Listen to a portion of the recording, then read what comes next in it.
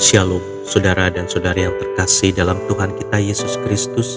Marilah kita luangkan waktu beberapa menit untuk berkencan dengan Tuhan saat ini, agar dari hari ke hari kita semakin dekat dengan Tuhan, sehingga hidup kita semakin diberkati dan menjadi berkat.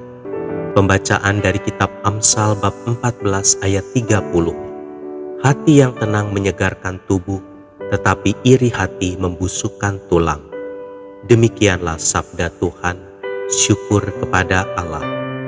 Saudara dan saudari yang terkasih dalam Tuhan kita Yesus Kristus, di tengah-tengah pertandingan yang sedang berlangsung, seorang pelatih dari salah satu kesebelasan yang sedang bertanding berseru, "Sapu bersih saja."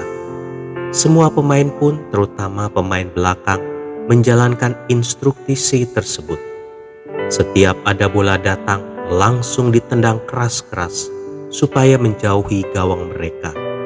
Maksudnya sangat jelas, yaitu supaya gawang mereka tidak kebobolan.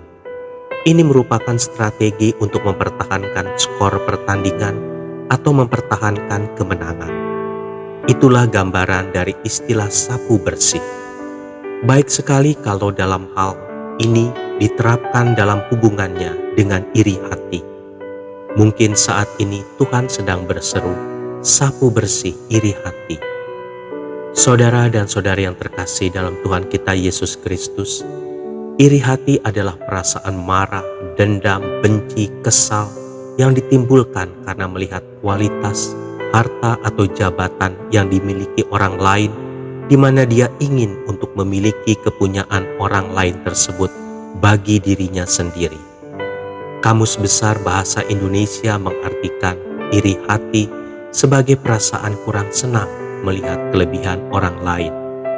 Rahel iri hati kepada Lea karena Lea melahirkan anak, sedangkan dia tidak. Saudara-saudara Yusuf iri hati kepada Yusuf karena Yakub mengistimewakan Yusuf. Ditambah lagi dengan cerita Yusuf tentang mimpi yang kurang bisa dipahami dan diterima mereka. Orang-orang Yahudi menentang khotbah Paulus dan mereka iri hati karena banyak orang yang datang kepada Paulus untuk mendengarkan khotbahnya. Saudara dan saudari yang terkasih dalam Tuhan kita Yesus Kristus, iri hati tidak mengenal waktu, iri hati tidak mengenal pribadi, iri hati bukan dominasi cerita Alkitab di masa lalu, tetapi juga terjadi saat ini dan pada diri kita. Iri hati merusak diri sendiri, seperti dikatakan di dalam Amsal 14 ayat 30. Hati yang tenang menyegarkan tubuh, tetapi iri hati membusukkan tulang. Itulah sebabnya iri hati harus disapu bersih.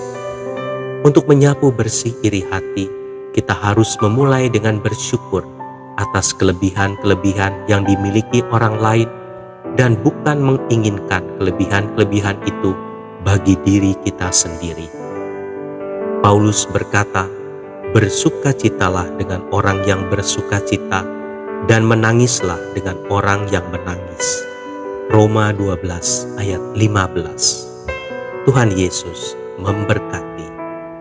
Marilah kita berdoa dalam nama Bapa dan Putra dan Roh Kudus. Amin.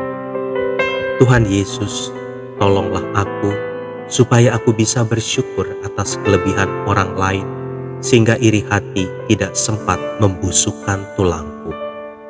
Amin. Dalam nama Bapa dan Putra dan Roh Kudus. Amin.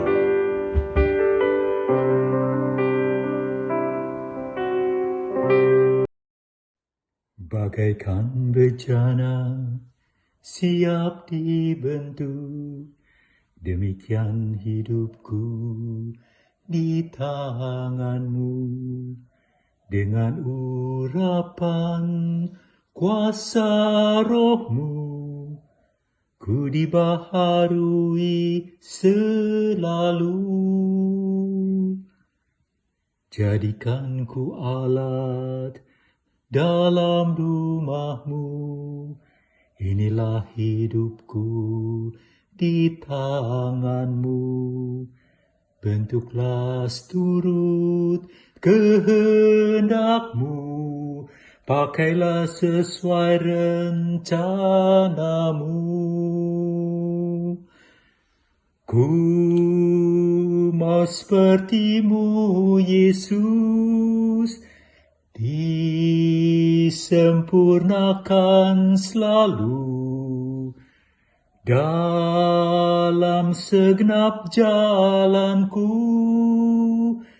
memuliakan nama-Mu,